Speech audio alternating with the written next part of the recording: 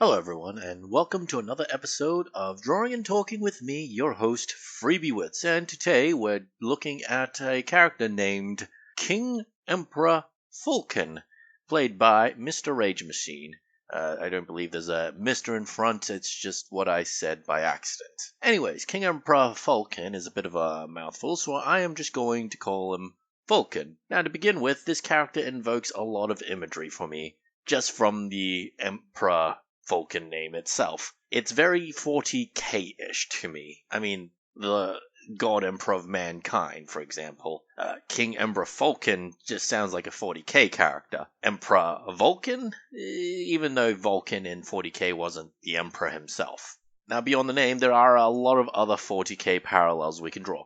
For example, this guy is very, very, very old. In fact, in his physical stats, his age is listed specifically as unknown, and in brackets it says he's over 10,000 Earth years, so he's probably immortal. Another parallel to the 40k universe is the fact that he was almost killed and then put into a life-saving device.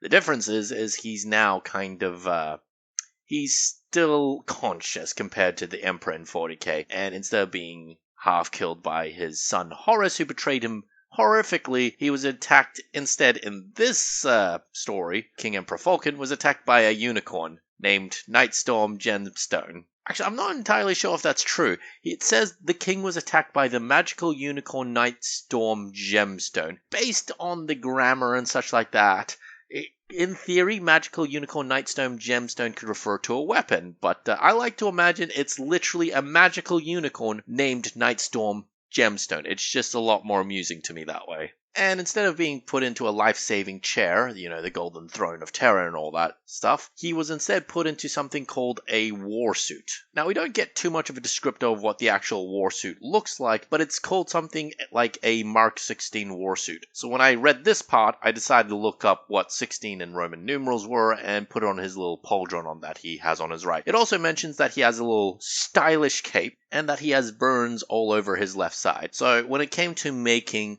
the character, I had a lot of artistic licensing to throw around. As a leader type character, I wanted him to look bored and have him sit on the throne.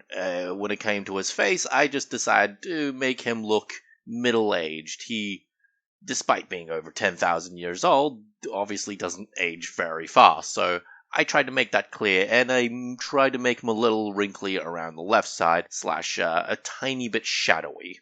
I debated giving him giant pauldrons like Space Marines in 40k and such like that because of the influences that were going through my mind, but I decided to go against that and just give him normal, smaller size pauldrons.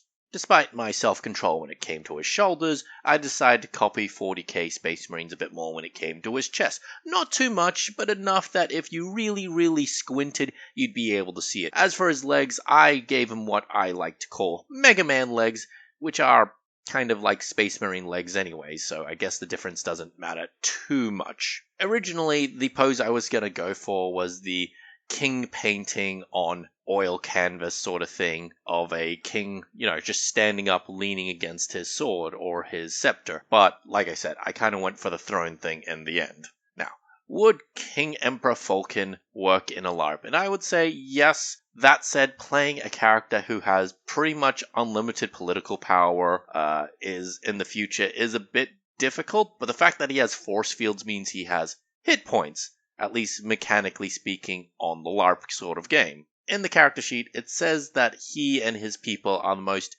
technologically and powerful advanced race in their universe and use their technology to expand to other galaxies. That's kind of difficult to represent on LARP, considering the relatively smaller scale of things there. You can't exactly make universe-spanning armies with just 50 to 300 people per se, especially if you want differing factions fighting each other. Now, in theory, you can make this a more political type of LARP, where everyone's playing technically on the same side, but with differing political factions. A model UN in space, for example. That said, without knowing too much of Fulkan's history and what he likes to get up to, I suppose we could in theory have him go on a little expedition or a diplomatic mission only for his shuttle to get shot down, and that's why he has to fight a bunch of enemies. So that's why his faction could be smaller in that specific area, and we could just say there are millions upon millions of his soldiers up in orbit fighting another fleet of enemies, and that's why you only see 50 people on field at the same time. On a tabletop RPG like Dungeons & Dragons, or more fittingly, Dark Heresy in the 41st millennium, yeah, this could work. He's a lot more powerful than everyone else, most likely, unless you make a completely personal retinue of bodyguards, I guess. Yeah, no, this could technically work. It's just that you'd have one player who is specifically in charge of everyone else, and you have to have the right group to pull that off properly.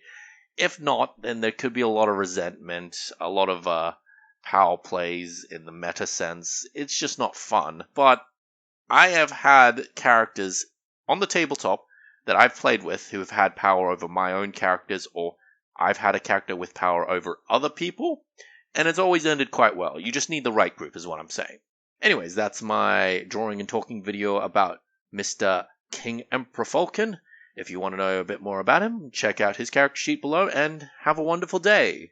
Bye-bye.